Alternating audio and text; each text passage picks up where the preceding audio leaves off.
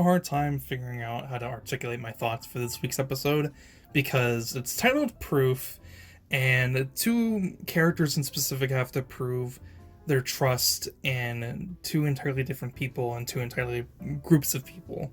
And Kashin Koji has to prove his trust and willingness that Kashin Koji has, or Jigen has for Kashin Koji, and Kawaki obviously needs to prove to Shikamaru that he's not some sort of spy in the episode and that he actually wants to help find where Naruto currently is, which we already know where he is. Sasuke is returning. He's completely fucking unconscious and was actually in a critical state until Sakura helped him out and stuff. But like I said, I'm trying to really figure out how to articulate my thoughts for this episode because it's just a whole bunch of talking, and not that that's a bad thing, but just because a lot of it in some aspects and in some places it's very important. I'm just like, how do I talk about this for the episode review and have this make sense? It's very confusing for me to try to figure out how to explain this and have it make sense and all this stuff. But basically, just we return back to where we were before. Yeah, Boruto, Sarada, and Mitsuki are there, and they don't think that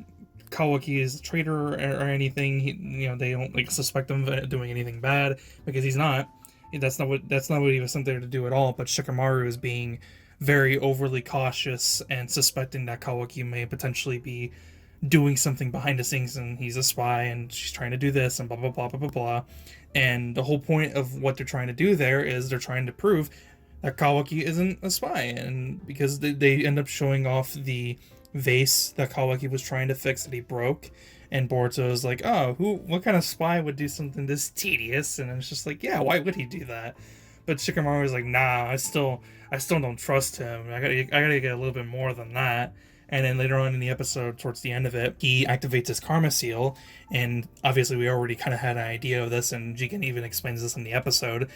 Kawaki's karma seal has progressed significantly to the point where he is gaining a lot of abilities that Jigen currently has, to the point where through Boruto and Kawaki's karma seals, he actually activates a transportation portal ninjutsu thing to be able to go to the location of where Naruto was, because for some reason the prosthetic arm that was made for Naruto that was given to Kawaki ends up activating, insinuating that Naruto, yes, is still indeed alive, which we already knew because we saw last week's episode, but now the characters actually know that. So Boruto and the others, with Kawaki included, are going to the other dimension and trying to go rescue Naruto. But in the previews for next week's episode, they're going to be fighting Boro, which is going to be interesting, to say the least. But before that, in the episode, Boro actually goes and confronts Kashin Koji because he thinks that he's doing something shady and that he's not relaying any information, and that because there was a toad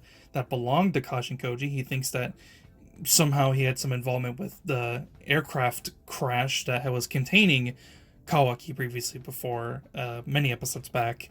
And obviously Kashin Koji finds his way around and gives him, a blanket excuse or an explanation that was believable, and Boro believed it, and just pretty much continues on from there. And that's kind of the episode. We get a little bit more stuff where in the Kara group, they're talking about how, or Jigen's mainly talking about how much the karma seal has progressed with Kawaki, and how much it's been improved or improved because of being near Boruto, and that Jigen has extinguished a lot of his chakra, and that his body is not going to be able to last for too long. And yeah, that's kind of it. That's kind of all really the episode does. It's kind of self-explanatory if you watch the episode itself, and just makes a lot more sense if you watched it yourself. But like I said, it's hard for me to explain to have it make sense as well.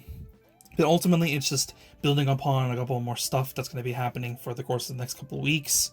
And, just more information is just always nice to be able to see and try to understand things a little bit more easier. So I definitely appreciate seeing that and just having more of this stuff going on, because some stuff is still obviously very confusing, and trying to understand it is complicated unless I go ahead and do some research all on my own. But I didn't really want to do that. I really wanted to just watch the show and figure things out as it progressed forward and continue watching. But besides that, I don't really have anything else to say.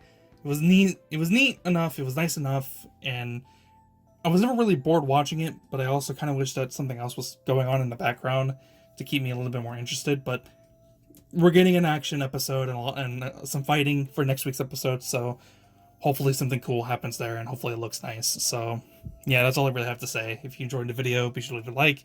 If you want to see more, be sure to subscribe. I thought the episode was okay. You know, it didn't really need to do anything. You just need to go ahead and get characters from one location to the other for something specific to happen, and the characters need to just go rescue Naruto, because that's currently the biggest priority they need to do. So yeah, that's pretty much it. I'll see you guys next one. Fantastic day. I'm out. Peace.